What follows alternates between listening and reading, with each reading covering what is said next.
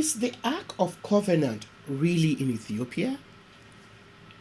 Hi, this is the Sankofa Pan-African series. Please support us by taking a few seconds to click on the subscription button if you've not already done so. Thank you. Now, in order to answer the question whether or not the Ark of the Covenant is really in Ethiopia, let's take a look at some of Ethiopia's early history. As I said in the previous episode, the Ethiopian Empire, also known as Abyssinia, covered the area of present-day Ethiopia and Eritrea. It came into some formal kind of existence around 1270 AD. However, the beginnings of a state were evident in the area that would later become known as Abyssinia or the Ethiopian Empire by 980 BC. Now, this also serves as its 980 BC serves as its legendary date of establishment, although the date may have more to do with a dynastic lineage than the actual establishment of the state. The Zagwes were Ethiopia's first rulers. The Zagwe dynasty ruled Ethiopia from the end of the kingdom of Aksum,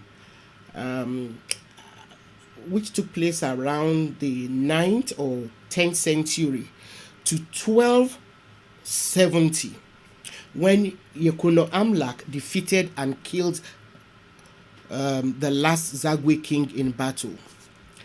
The name of the dynasty is from a Ge'ez phrase, Ze Agal. I'm apologizing. Let me apologize because I'm not sure I'm pronouncing those words right. Anyway, the name of the dynasty is from a Ge'ez phrase, Ze Agal. It refers to the Agal people. Although the area now known as Eritrea was conquered by the Umayyads in 710 AD, Ethiopia did not capitulate to Islamic attack because of the hospitality which Ethiopia provided to Muslims during the lifetime of Prophet Muhammad. As such, Ethiopia continued to thrive as a predominantly Christian kingdom surrounded by Muslim states.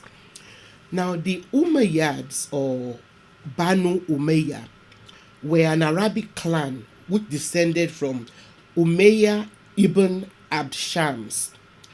The clan initially opposed Prophet Muhammad, but eventually embraced Islam before the Prophet's death in June 632 AD.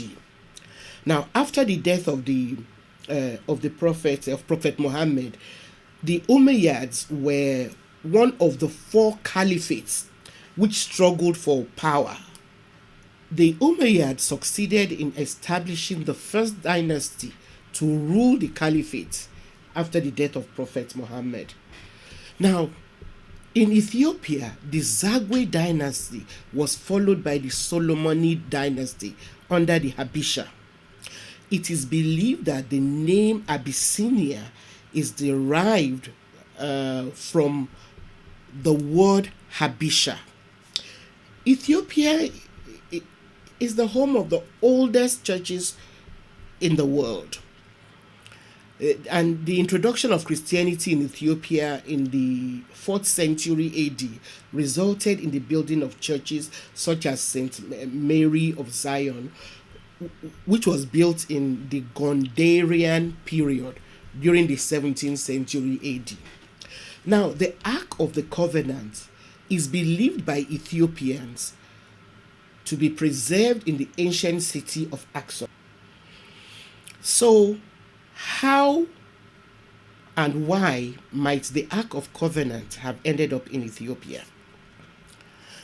Well, according to the Kebra Nagast, Glory of Kings, which I mentioned in the episode that I did on the relationship between the Queen of Sheba and King Solomon of Israel,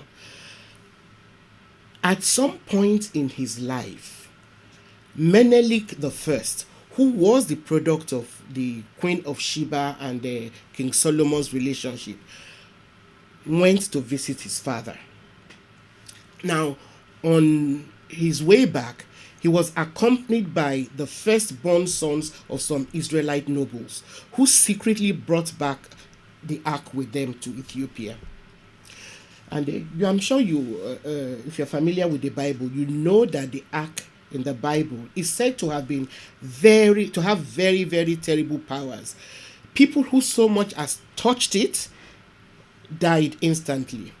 So when Menelik the First realized that his companions had brought the ark without coming to any harm, he concluded that God must have ordained that he should be the keeper of the ark. Now, as a close study of the Bible will also show, Ethiopia is mentioned several times, which made it a symbol of pride and dignity for Africans during slavery. Now, for me personally, Ethiopia represents one of the most salient testimonies against Eurocentric conceptions that Africa has had no civilizations of its own, and as such requires a supervising, helping hand from colonial powers in order to progress and develop. Like other major indigenous African civilizations, Ethiopia was a successful nation state which predates many European states. In the next episode, we will look at the relationship between Ethiopia and the Rastafarian movement, which started in the Caribbean. Thanks for watching the Sankofa Pan-African series. I hope you know that we can only continue if you support us. Please do so by giving us a thumbs up if you like our videos. Also help by sharing our videos with your friends and contacts. See you next time.